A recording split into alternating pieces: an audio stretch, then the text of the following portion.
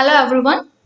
So as discussed in the earlier session, now in this video I'm going to show you the scenario in which some packets will be dropped. Okay. So here this is the same code which we have used to establish the TCP connection and UDP connection.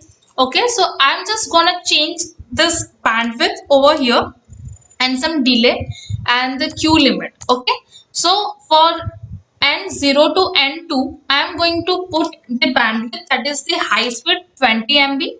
For 1 to 2 again 20 MB, but here 2 to 3 I'm going to put bandwidth is equals to 5 MB. The reason is that we want to see how the packets will be dropped, right? So for that, what I am doing, I am just doing N0 and N2 is having one different link, right? N1 and N2 is having their separate link. But whenever the packets will reach to N3, for whatever the flow is the TCP connection or UDP connection. That means the packets are transferred from the N0 node or N1 node. They have to go through N2 to N3.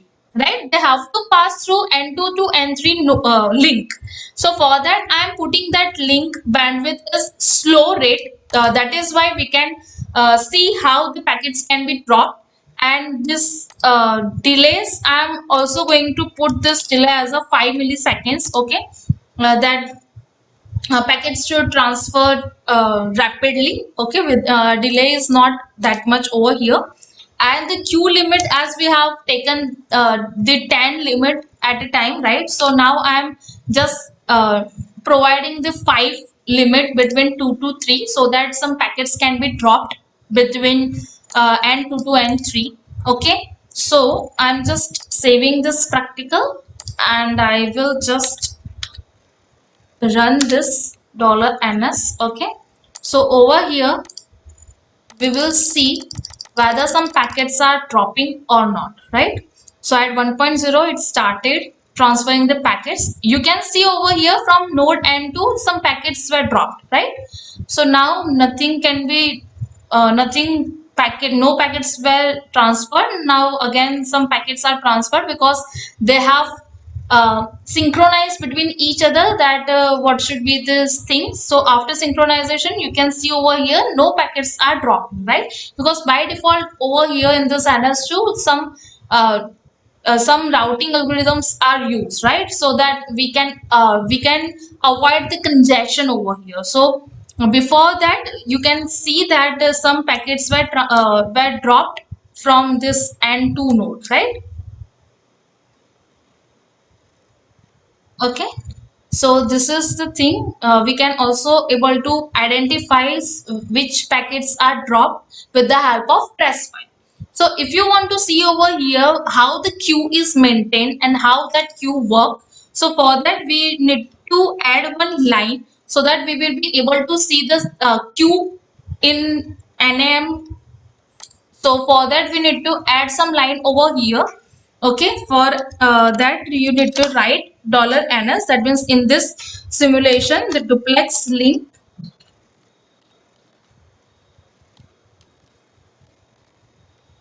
OP, that is between N2 to N3 because packets are dropped at N2, right? So we want to see the queue positions, right? That is, let's say queue pose 1.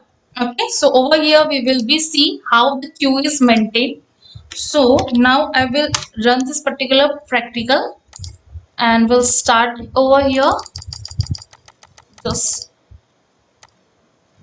so you can see over here some lines are there, right? So this is the queue which is maintained at N2 and N3, right? So for this queue position 1, you can able to see the packets are coming at the queue first and then that is transferred from node N2 to N3, and whenever the queue is already full, the packets which is at the end, that is dropped by node N2. Okay, so by setting the queue position at different uh, position, you can also see some different scenarios. Let's say we are positioning it at 0.5. Okay, So for that you will be able to see something like this. We'll run this again.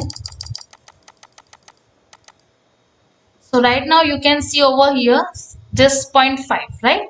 So some packets, this queue is coming and some packets are dropped over here, right? So this is the zero point 0.5 between 2 to 3. You will be see over here. Okay.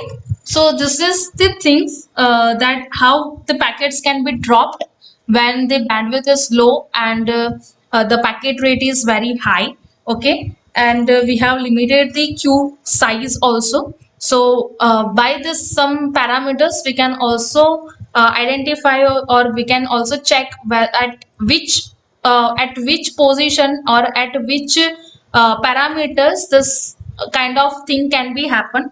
So if you want to establish a connection very efficiently, or if we want to create a network which is very efficient, within that no packets should be dropped, so for that we need to set some bandwidth and the delays accordingly, so that no packets can be dropped. So in the next session we will learn about the trace file. Thank you.